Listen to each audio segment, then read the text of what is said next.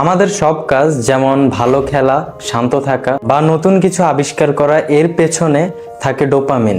এটা মস্তিষ্কের এক ধরনের কেমিক্যাল যা আমাদের আনন্দ, ইচ্ছা আর মনোযোগ দেয়। ডোপামিন আমাদের ঠিক করে দেয় কোন কাজটা আমরা আগে করব আর কোন কাজটা পরে করব। যেই কাজে ডোপামিন বেশি বের হয় সেটা করতে আমাদের বেশি ভালো লাগে। কিন্তু ডোপামিন যদি খুব বেশি বেড়ে যায় তাহলে সাধারণ জিনিসগুলো আমাদের কাছে বিরক্তিকর লাগতে শুরু করে, এমনকি এটা ক্ষতিকর হতে পারে। ডোপামিনকে সঠিকভাবে নিয়ন্ত্রণ করতে পারলে আমাদের বুদ্ধি বাড়ে, আমরা ভালোভাবে চিন্তা করতে পারি এবং নিজেদের আবেগকে সামলাতে পারি।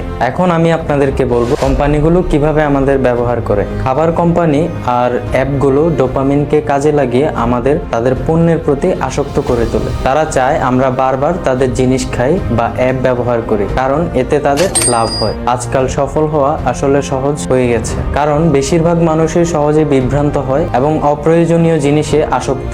আমাদের উচিত কম উদ্দীপক কাজে মন দেওয়া, যেমন ভালো কথা বলা বা নতুন কিছু শেখা। ডোপামিন ডিটক্স মানে হলো ডোপামিনের এই আসক্তি থেকে নিজেকে কিছুদিনের জন্য সরিয়ে আনা। এটি করার জন্য 3টি ধাপ আছে। যে অভ্যাসগুলো আপনার ক্ষতি করছে সেগুলোর খারাপ দিকগুলো নিয়ে ভাবুন। 2 নাম্বার, আবেগ নিয়ন্ত্রণ। যে পরিস্থিতিতে আবেগ আপনার উপর চাপ সৃষ্টি করে সেখানে গভীর শ্বাস নিয়ে নিজেকে শান্ত করুন। 3, কাজ পরিবর্তন। যখনই খালি থাকবেন ফোনের বদলে অন্য কোনো ভালো কাজ করার কথা ভাবুন। প্রাকৃতিকভাবে ডোপামিন বাড়ানোর উপায়: 1, বড় লক্ষ্য থাকলে ছোটখাটো লোভে পড়া যায় না। 2, ধ্যান।